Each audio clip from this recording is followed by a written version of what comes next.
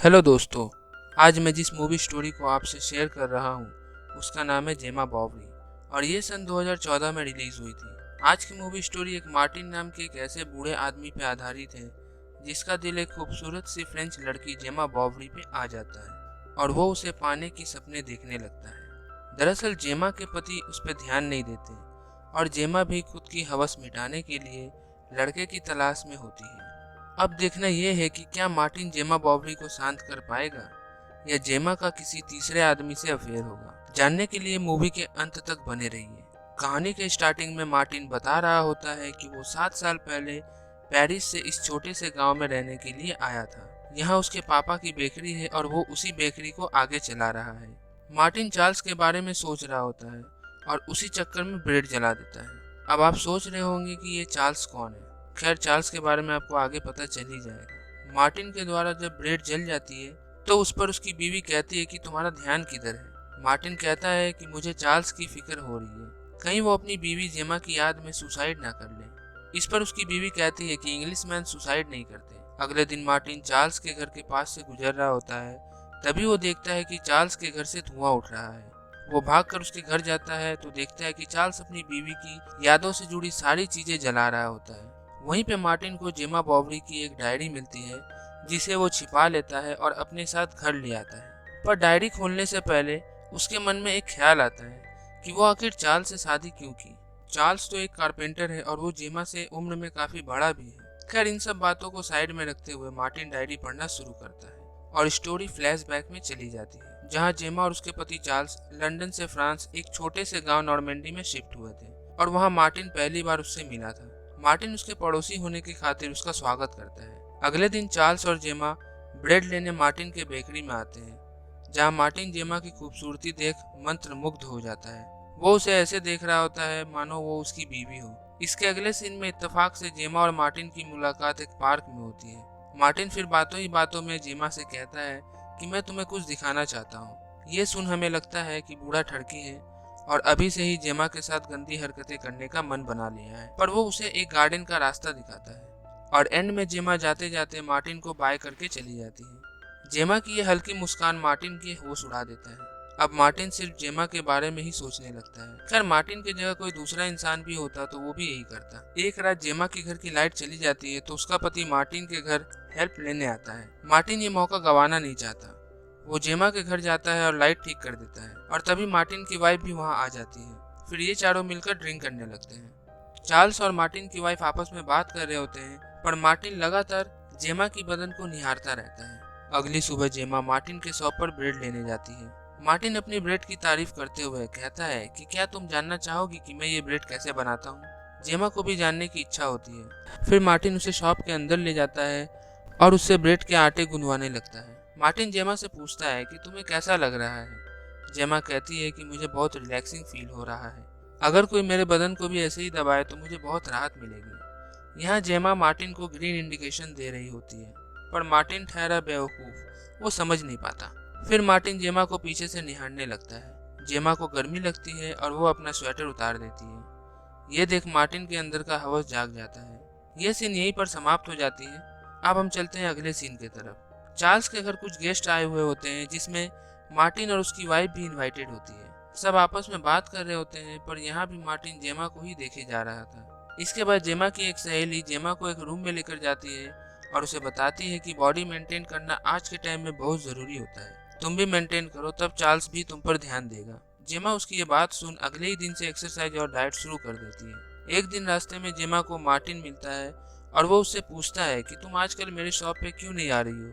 इस पर जेमा कहती है कि मैं डाइट पे हूँ और मुझे अपने फिगर पे ध्यान देना है, इसलिए मैं आपके शॉप पर कुछ दिन से नहीं आ रही थी। इसके बाद जेमा जाने लगती है, तभी अचानक से उसके चिल्लाने की आवाज आती है और मार्टिन भागकर उसके पास जाता है। जेमा कहती है कि मेरे कमर में किसी कीड़े ने काट लिया है और मुझे काफी पेन हो रहा है। मार्टिन देखने के लिए जेमा की फ्रॉक को पीछे से खोलता है और कीड़ा निकाल फेंकता है। फिर वो बताता है कि कीड़ा तो मैंने निकाल दिया है, पर जहर अभी भी अंदर है और उसे चूसकर बाहर निकालना होगा।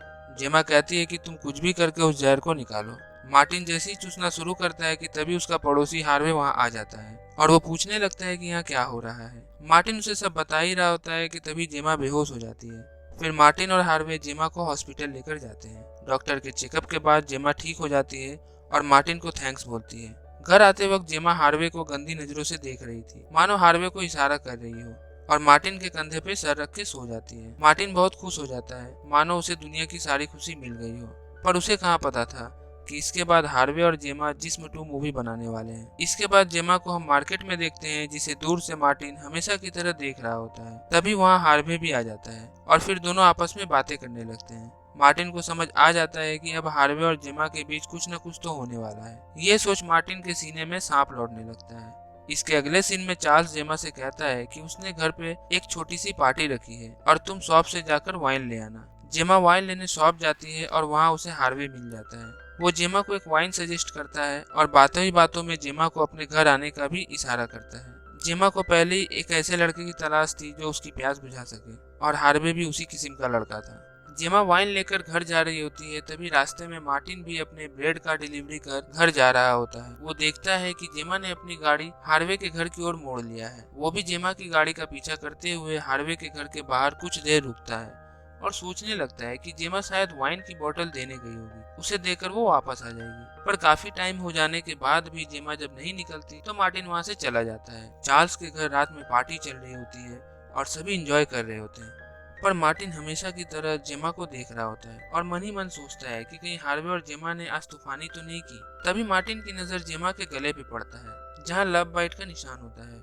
यह देख मार्टिन के दिल के 1000 टुकड़े हो जाते हैं। अगली सुबह मार्टिन हार्वे को परेशान देखता है तो वो उससे जाकर पूछता है कि तुम्हारी पढ़ाई कैसी चल रही है। हार्वे कहता है मेरा पढ़ाई में मन नहीं लग रहा। तो मार्टिन कहता है कि तुम अपने जीएफ को यहाँ क्यों नहीं बुला लेते, जिससे वो तुम्हारी ख्याल रख पाएगी और तुम्हारा पढ़ाई भी अच्छे से होगा। इसके बाद सीन शिफ्ट होता है और हम देखते हैं कि जेमा हार्वे के घर जा रही है और फिर दोनों आपस में बुरी तरह लिपटे हुए हैं और संभोग कर रहे हैं। मार्टिन ये देख सदमे में चला जाता है, क्योंकि जिसके बारे में वो दिन रात सोच रहा था वो काम हार्वे कर रहा है। इसके अगले सीन में हम जेमा को काफी खुश देखते हैं, जो मार्टिन के शॉप पर ब्रेड लेने आई है, पर वो जाते टाइम अपना ब्रेड वहीं पे भूल जाती है। फिर मार्टिन जेमा के पीछे जाता है और वो देखता है कि हार्वे पहले से उसके घर पे है और दोनों रोमांटिक पल साथ में बिता रहे हैं।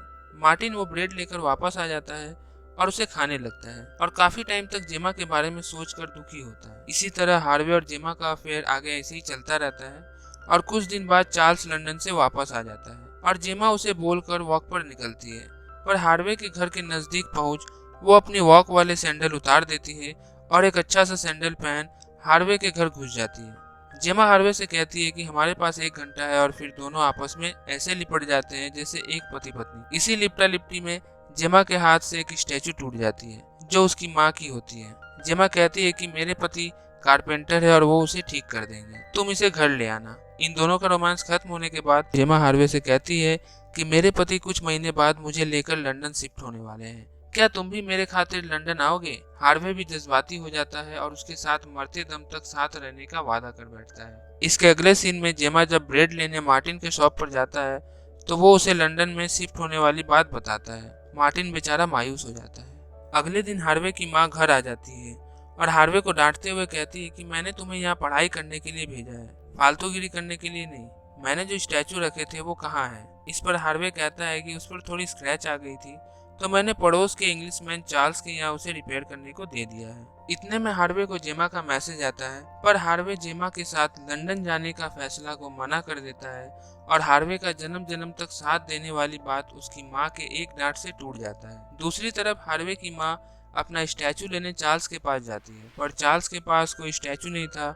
और न ही जेमा और हार्वे में से किसी ने उसको दिया था बनाने के लिए। जब उसकी माँ को ये बात पता चलती है तो वो चार्ल्स पर भड़क जाती है और उसे जेल की धमकी देने लगती है।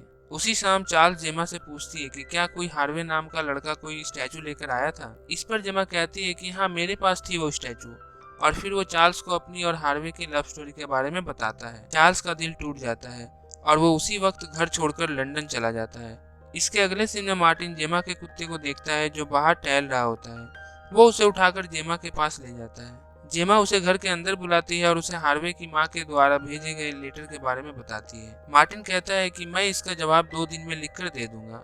यहाँ भी जेमा मार्टिन को इशारा देता है, पर वो बूढ़ा समझ नहीं पाता।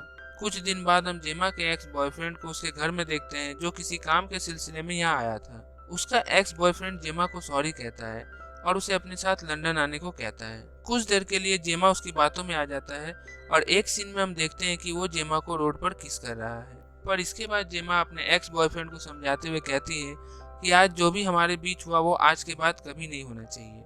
फिर वो अपने पति चार्ल्स को कॉल करके सॉरी कहती है और उसे यहाँ बुलाती है। अगली सुबह जेमा को एक सस्पेंस के बारे में पता चलता है और वो मार्टिन को बुलाकर पूछती है कि तुमने हार्वे की माँ को लेटर क्यों लिखा। इस पर मार्टिन कहता है कि मैं तुम्हें बर्बाद होने से बचाना चाहता था। तुम एक शादीशुदा लड़की हो और तुम्हें ये सब शोभा नहीं देता। ये सुन जेमा को उस पर प्यार आता है और वो उसे हल्की सी होठों पे पप्पी देती है। इसके बाद हम देखते हैं कि मार्टिन जेमा के लिए केक बनाकर लेकर जा रहा है और उसे जेमा के गेट पर रखकर चला जाता है। कुछ देर बाद वहाँ उसका एक्स बॉयफ्रेंड आता है और वो उस केक को लेकर घर के अंदर जाता है। जेमा देखकर समझ जाती है कि ये केक मार्टिन ने उसके लिए भेजा है। इसी बीच हम ये भी देखते हैं कि जेमा का पति भी आ रहा होता है। जेमा ब्रेड का एक टुकड़ा खाती है जो उसके गले में फंस जाता है और एक्स बॉयफ्रेंड उसे निकालने की कोशिश करता है, पर पीछे से चार्ल्स आ रहा होता है जिसे गलतफहमी हो जाती है और वो एक्स बॉयफ्रेंड को ही मारने लगता है। इतने में जेमा की मौत हो जाती है। पोस्टमार्टम से पता चलता है कि जेमा की मौत गले पे ब्रेड फंसने की वजह से हुई है। फ्यूनरल के दिन मार्टिन, चार्ल्स और उसका एक्स बॉयफ्रेंड आपस में बात कर रहे होते हैं और सभी जेमा की मौत का जिम्मेदार खुद को मानते हैं। वहीं हम हार्वे को भी देखते हैं जो हाथों में फूल लेकर खुद को कोस रहा होता है कि अगर वो जेमा के साथ लंदन चला जाता तो आज वो जिंदा होती। अब मूवी के एंड में हम देखते हैं कि मार्टिन का बेटा अपने पापा से आकर कहता है कि उसके पड़ोस में एक रशियन रहने आई है। मार्टिन तुरंत जाकर उससे मिलता है और मूवी यहीं पर खत्म हो जाती है। इस कहानी में अगर चार्ल्स जेमा पे ध्यान देता तो वो हार्वे की तरफ अट्रैक्ट नहीं होती और आज जेमा भी जिंदा होती। इसलिए कहते हैं ना कि शादी के बंधन में बंधने के बाद एक दूसरे की जरूरतों को समझना पड़ता है और उसे पूरा भी करना पड़ता है। इस कहानी को IMDb पर 6.4 की रेटिंग मिली है और इसे डायरेक्ट किया है एन फोंटेन ने। कहानी की एक्सप्लेनेशन आपको कैसी लगी कमेंट में बताना ना भूलें और हमारे चैनल को लाइक, शेयर और सब्सक्राइब करें।